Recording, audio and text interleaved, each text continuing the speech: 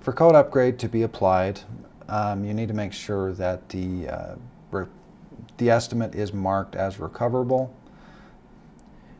and also that you have the appropriate coverage in the estimate for code upgrade to be applied.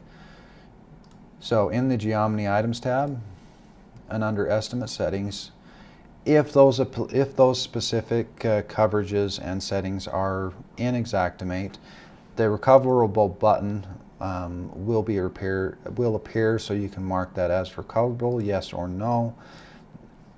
And then it will ask you a series of questions for what you want code upgrade and how you want it to be applied, if you want it to be paid when incurred, if you want it to apply to drip edge, ice and water barrier.